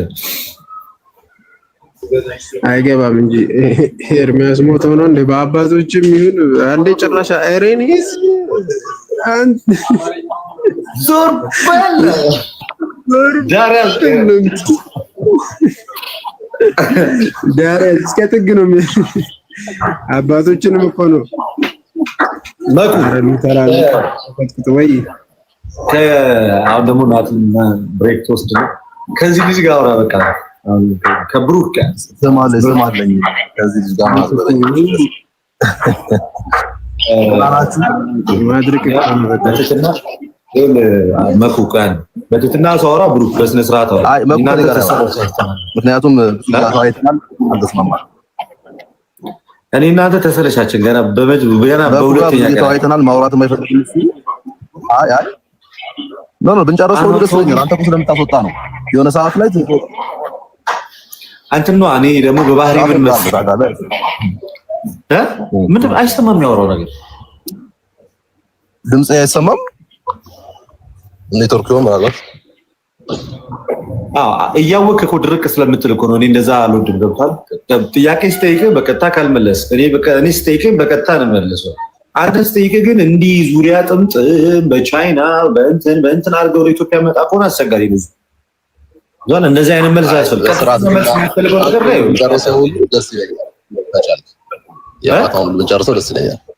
የትላንቱን ሁሉ ብንጨርሰው ደስ ይለኛል ከቻልክ። ዛሬማ በሌላ ርዕስ እኮ ነው የተያየን ያለ ነው። የሰማህ ነው ይመስለኛል። እና ልክ የሆነ ርዕሰ ጉዳይ ሲነሳና አንሶ እያለ ላውራበት እባክህ። ኔትወርኩ እየቆየ ስለሚደርስ ነው ድረስ የገባው አይደለም። እኔ ጋርማ ኔትወርኩ ግሪን ነው እኮ ጥሩ ነው። አንተ ጋር ይሆናል የኔ ነው።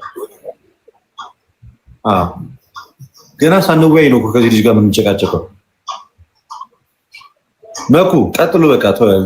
እኔ በዚህ አቅም ከዚህ ልጅ ጋር በዚህ በረሃቦት እስቲ ሁኔታውን እንደተወሰነ እሺ። ብሩክ እንደምን አለ? ተገናኘን ይመስለኛል። እሺ ወደ ጥያቄ ልግባና ክርስቶስ አሁን በሰማያት ይጸልይልሃል ወይም ይለምንልሃል? አይለምንም። ቴንክ ዩ። እሺ አሁን ከመጣው ልጅ ጋር በጣም ተቃራኒ ነው ማለት ነው። አሁን አልተረዱት ምን መሰለህ? ክርስቶስ ኢየሱስ አንድ ጊዜ መስዋዕትን በመስቀል ላይ ሲያቀርብልን ዘላለማዊ ነው። የለመነልን ልመናም ዘላለማዊ ነው። ይቅር በላቸው ሲል በመስቀል ላይ እሱም ዘላለማዊ ነው።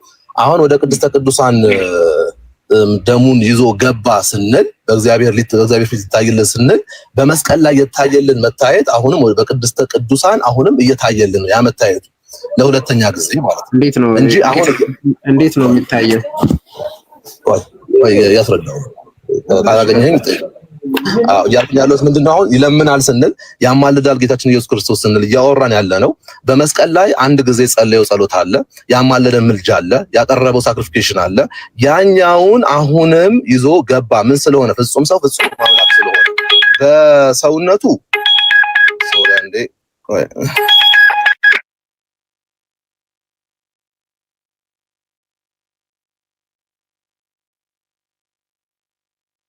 እሺ ስልክ ገብቶበት ነው መሰለኝ።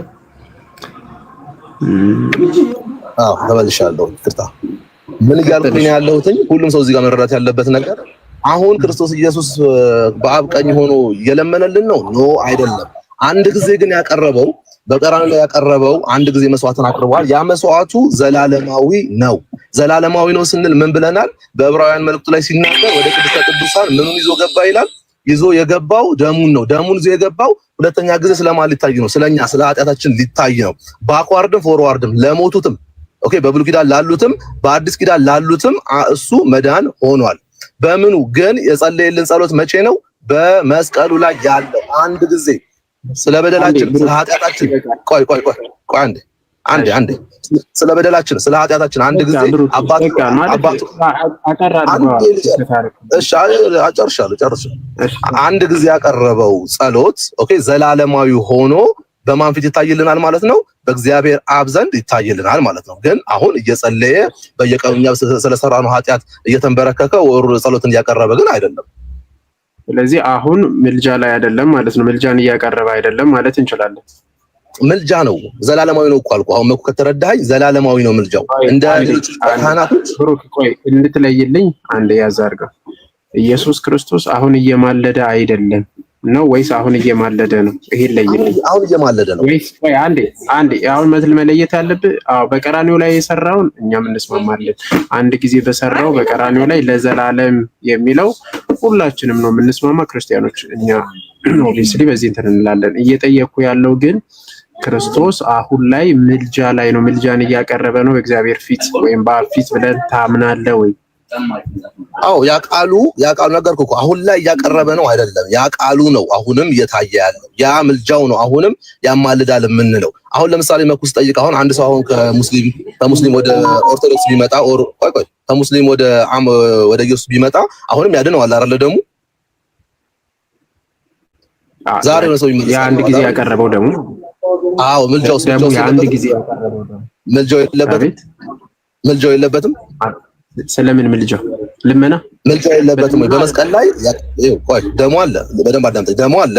ኦኬ ያቀረበው ደግሞ አባቴ ሆይ ይቅር በላቸው ያለው አለ እና ደግሞ ሌላ የሚጸልያቸው ጸሎቶች አሉ። እነሱ ጸሎቶችና ያቀረበው ደሙ አሁን ለሚመጣ አሁን ለሚድን ሰው እያማለደው ነው አይደለም? ደሙ አያማልድም። ሲጀምር ደሙ ያማልዳል ሳይሆን ያስታርቀዋል እኮ። አሁን ገብቷል አባባል ቤዛ ይሆንለታል ማለት ነው። ደሙን ተስማምተናል ነው። እኔ አሁን ምልጃውስ የለም ወይ ያልኩ ነው። አሁን አንድ ሰው ሲል ምልጃውስ የለም ብሎ ነው የለምነው። ለአንድ ጊዜ ለቤተ ክርስቲያን የሊቀ ክህነት ምልጃን አቅርቧል። እርሱም ደግሞ ቤተ ክርስቲያን እኔና አብ አንድ እንደሆን እናንተም አንድ ተሆኑ ዘንድ ብሎ አንድ የሆኑ ዘንድ ብሎ ምልጃን እንዳቀረበ በዮሐንስ ወንጌል ምዕራፍ 17 ቁጥር 20 ላይ በፊት ይሄን እንዳቀረበ እናውቃለን። እሱን አይደለም እየጠየኩኝ ያለው። እሱ ደግሞ ለቤተ ክርስቲያን ለዘላለሙ ይሆናል። ጥያቄ እሱ አይደለም። ምን እያልኩ ያለሁት አንድ ሰው አሁን ከሙስሊም ወደ ጌታ ቢመጣ ይድናል አይደለም? በክርስቶስ ቤዛነት አንድ ጊዜ በፈጸመ ይድናል። ሲድን ደሙ ብቻ ነው ወይስ ጌታችን ኢየሱስ ክርስቶስ በመስቀል ላይም በዮሐንስ 17 ላይም ያቀረባቸው ምልጃዎችም አንድ ላይ ሆኖ ነው? ምን ብሎ ማለት አይከፈልም። አባቴ ምን ያረሙት አያውቁምና ይቅር በላቸው አለ። እሱ አንድ ላይ የለም፣ ምልጃው ላይ የለም። ለማን ነው ያለው እሱ? ቆይ ሊቀ ካህን ሲገባ ሊቀ ካህን ለማን ነው ያለው እሱ? የሚያደርጉትን አያውቁምና ይቅር በላቸው ያለው ለማን ነው? ለሚሰቅሉትም ለሚያደርጉት ስለነበሩትም ለሁሉ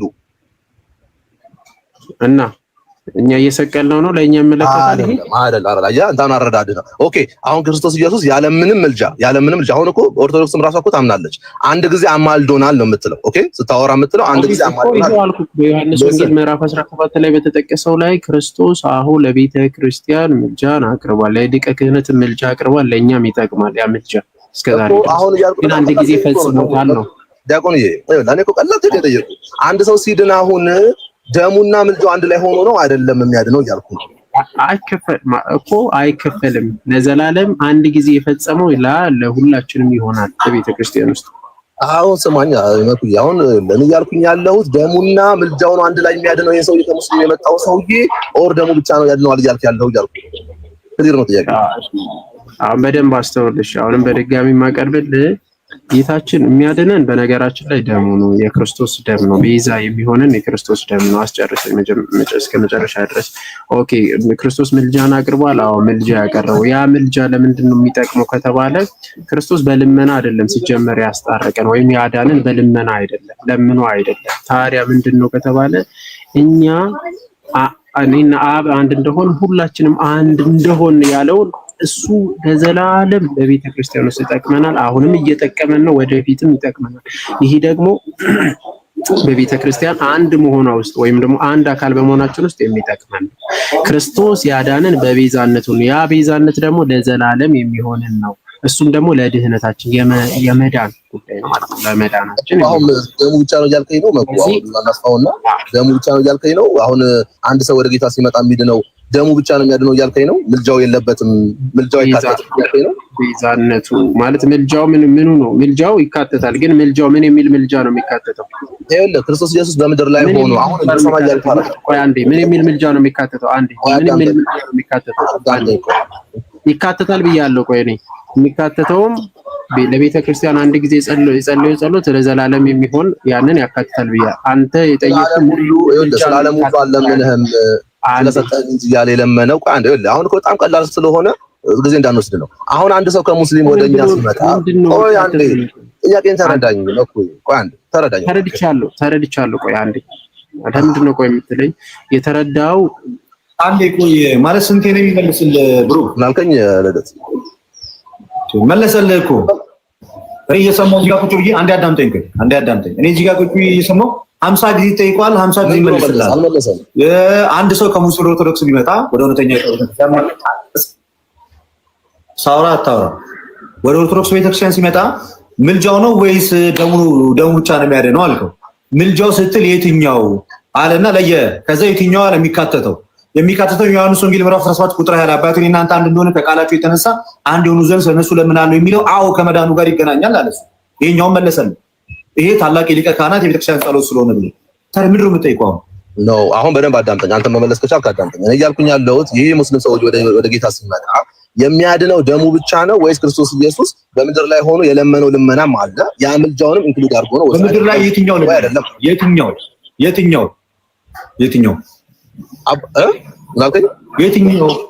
የትኛው ልመና?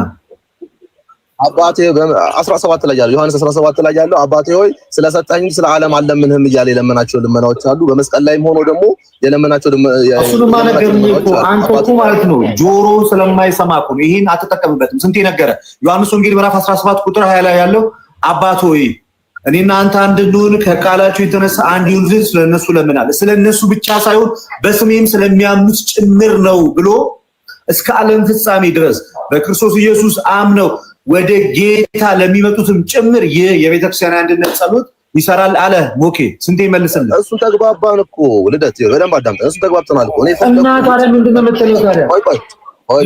የኛ እኮ ጥያቄ አለ እኮ የኛ ጥያቄ እንደዚህ አድርገህ መልስ። ከዚህ በላይ ምን አይነት ስትሪት መልክ ይመልስልህ? እንደዚህ አድርገህ መልስልኝ። እሺ ችግር የለውም። እኔ አሁን ሌላ ነበር ጥያቄ። አሁን ያ ሰውዬ ሲመጣ ወደ ክርስቶስ ሲመጣ ስለዚህ ደሙና ምኑ ነው የሚያማልደው? የለመነልን ልመናው ነው የሚያማልደው ማለት ነው። አንዴ መሀል ላይ እንዳትገባ። አጠቃላይ ሰዎች የሚድኑት በክርስቶስ ኢየሱስ። ሞክ ይቀጥልሽ ሞክ እኛ ብለናል ወይ ነው አሁን ያቀረበው። እኛ በክርስቶስ ልመና ነው ብለናል አላለን? በቤዛነቱ ብለናል በጣም በተደጋጋሚ ብሩክ። አንድም በድጋሚ ቆይ አንዴ የመጨረሻ እናቀርብና ወደ እኔ ጥያቄ ነው የሚመለሰው።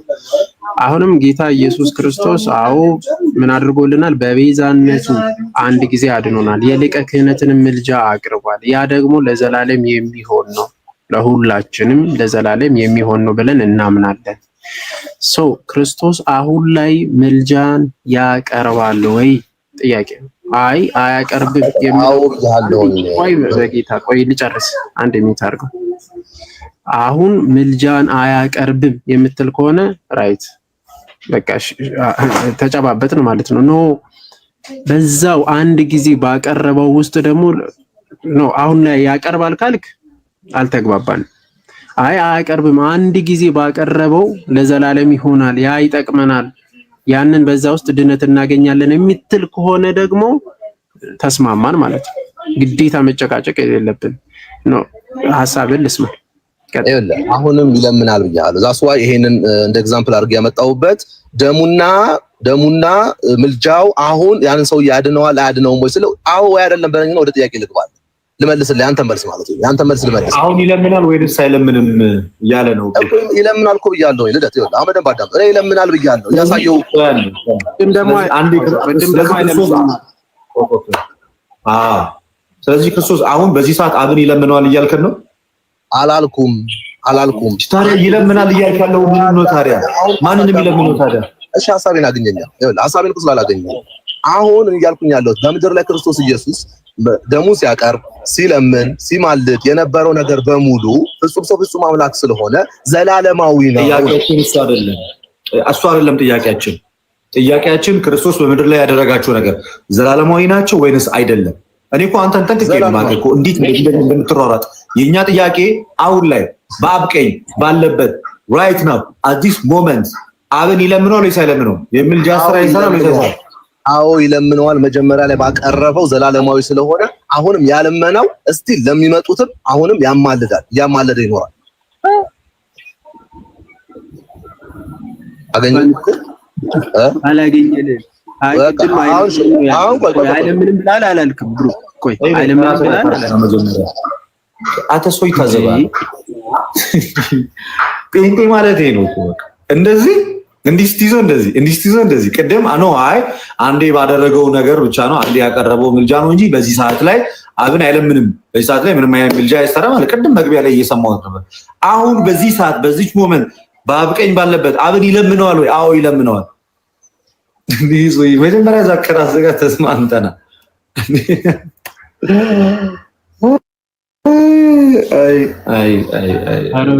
መጀመሪያም እኮ ያልኩህ ላለመግባባት ነው። ዝም ብሎ ነው የሚያወራው። አቅጣጫ የለውም።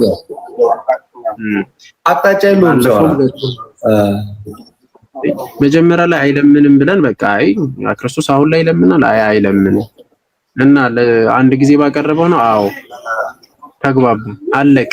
ከዛ አሁን ላይ ደግሞ ይለምናል።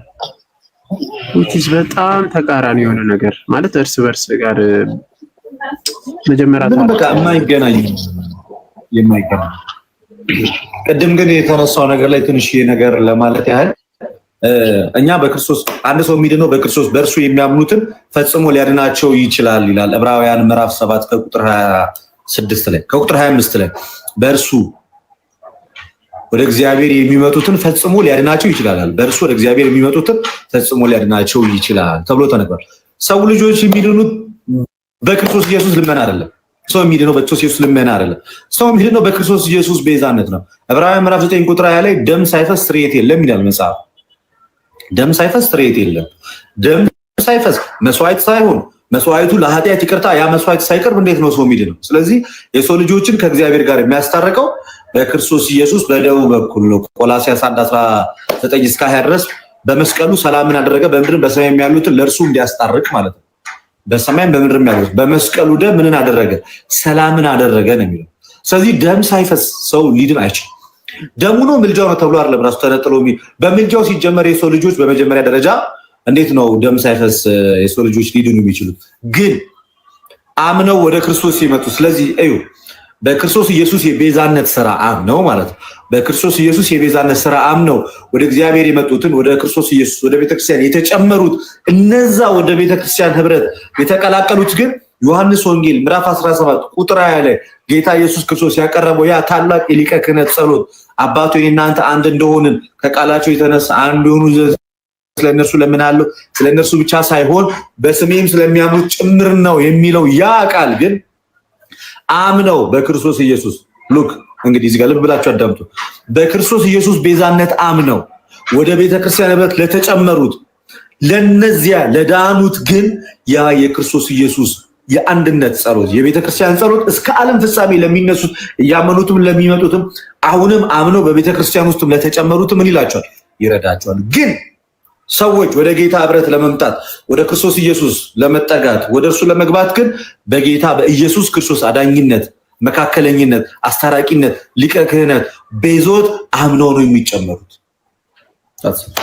ሞኬ እዚህ ላይ የምጨምረው ነገር ካለ እንጨምርና ሌላ ሰው አስገብተን ደግሞ እንትላለን እንቀጥላለን። በቂ ነው። የጌታችን የኢየሱስ ክርስቶስ ማዳንን እኛ ቤተክርስቲያናችን ትሰብካለች፣ ትናገራለች። አንድ ጊዜ የፈጸመልን እስከ ዘላለም ድረስ እንደሚሆንልን እናምናለን። ምልጃው አንድ ጊዜ አቅርቧል፣ አዎ ለዘላለም ነው። ደሙን አፍስሷል፣ አዎ ለዘላለም ነው። ደሙን አፈሰሰልን እስከ ዘላለም ድረስ። ያው አንድ ጊዜ ያፈሰሰው ደሙ እስከ ዘላለም ያድነናል፣ ወደፊትም ያድነናል። የሚመጡትንም የሚድኑትን ሁሉ መዳን የሚፈልጉትን ሁሉ ያድናቸዋል። የጌታ የኢየሱስ ክርስቶስ ደም ይሄ እምነታችን ነው።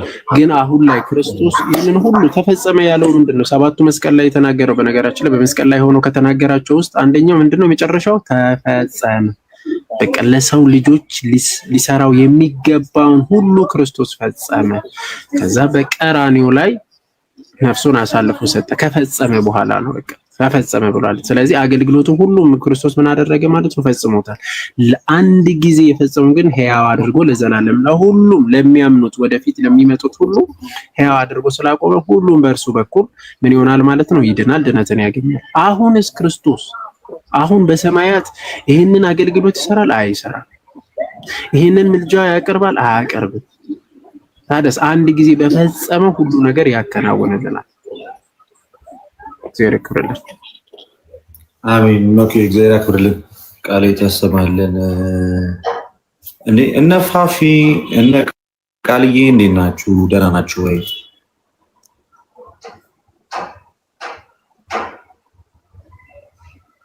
ሰላም ብያለሁ። ሰላም፣ እንዴት ናችሁ? አለን። እግዚአብሔር የተመሰገነ ይሁን። ሁሉ ሰላም። እሺ፣ አይ ይቅርብ። ቤት 18 ፕሮቴስታንት አለ። ሌላ ፕሮቴስታንት አንድ ቁጥር የሚጽፍልህ ህዝቡን አስቱ በደንብ ሞኝና ህዝቡን አስቱት አለ። እናንተ ያሳታችሁትን ህዝብ ለማስተካከል እየሞከርን ነው እንጂ ጌታ ምን ብለን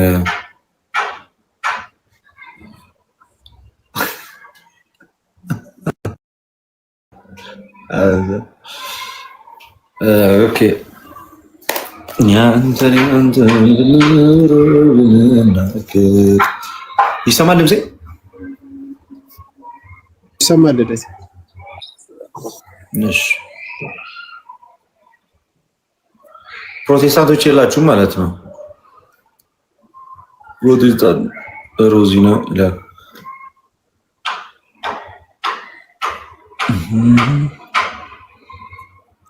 አላችሁ ገስት ሪኩዌስት ላይ ፔንቴዎች አላችሁ? እስከ አንድ ቁጥር ጻፉልኝ። ገስት ሪኩዌስት ላይ ፔንቴዎች አላችሁ?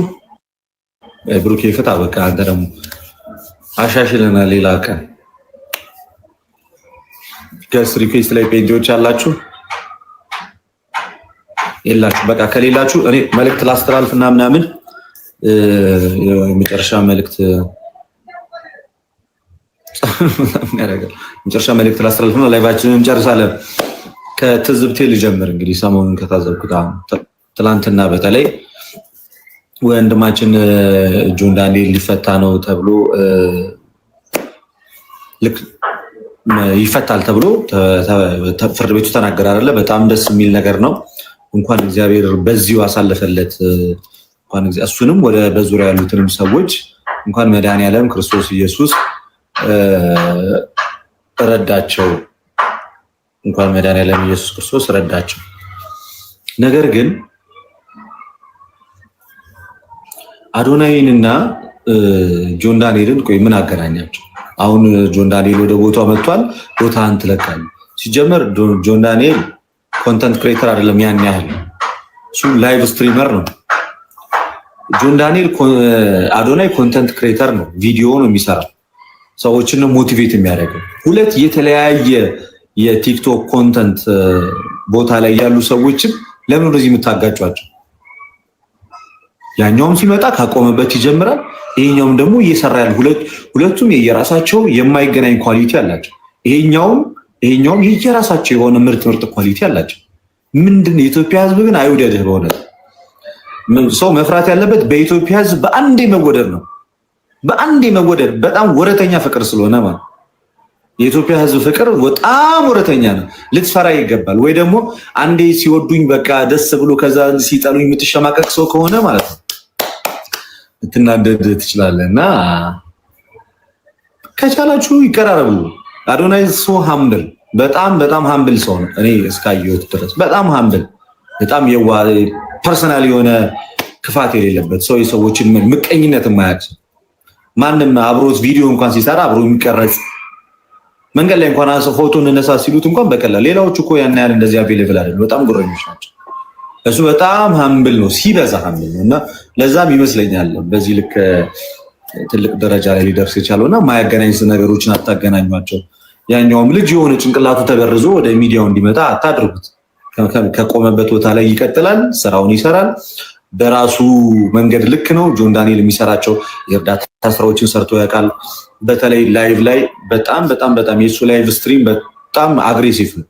ብዙ ሰዎች ጋር ተደራሽነት አለው። አቅም ያለው ሰው፣ ኢነርጄቲክ የሆነ ሰው ነው። ይሄኛው ደግሞ ሰዎችን ሞቲቬት በማድረግ ሰልፍ ኮንፊደንስ እንዲሆኑ ሰዎች በራስ መተማመናቸው እንዲጨምር መስራት እንደሚችሉ፣ ካሉበት መጥፎ ሱሶች መላቀቅ እንደሚችሉ፣ ራሳቸውን መለወጥ እንደሚችሉ፣ ነጋቸው ላይ መስራት እንደሚችሉ፣ አቅም እንዳላቸው ሰዎችን እያበረታታ ተለውጦ ያሳየ ሰው ነው አዶናይ ከራሱ ጀምሮ። ኢቨን እንኳን ሰዎች ደፍሮ ሊናገሩ የማይችሉትን በጓዳቸው የሚቸገሩበትን የማስተርቤሽን ችግር እንኳን እኔ እንደዛ አደርግ ነበር፣ ፖርን አዲክትር ነበርኩኝ፣ የወሲብ ፊልም ሱሰኛ ነበርኩኝ፣ እንደዚህ አደርግ ነበር፣ አሁን ግን ከዚህ ነገር ወጥቻለሁ ብሎ የራሱን ገበና ኃጢአት ገልጦ ያሳየ ሰው እኮ ነው። ይሄን ያህል ማለት ነው ሶ ስፔሻል። ማንም በሱ ልክ የራሱን ገበና አውጥቶ የተናገረ ሰው እዚህ ሚዲያ ላይ አይቻልም። ሰው እኮ ሲያስተምር በሌላ ሰው እያደረገ ነው ሲናገር። ስለዚህ ነገር አብዛኛው ወንድ እኮ በዚህ ነገር እኮ ይጠቃል። እኔ ብዙ ጊዜ ቪዲዮ ሰርቼበት አይታችኋል። እሱ ግን የራሱን ውርደቱን ኃጢአቱን አደባባይ ላይ አውጥቶ እሱን ብቻ አይደለም ለውጡንም አሳይቶ የት እንደደረሰ አይታችኋል። ስለዚህ አታፎካክሯቸው። የማይፎካከሩ ሰዎችን አታፎካክሯቸው። በየራሳቸው ምርጦች ናቸው፣ በየራሳቸው ጎበዞች ናቸው፣ በየራሳቸው አሪፎች ናቸው።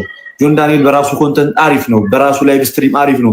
አዶናይ በራሱ መንገድ ጸዴ ነው፣ አሪፍ ነው፣ ሰርቷል። መጠቀም ያለባችሁን ከሁለቱም መጠቀም ነው።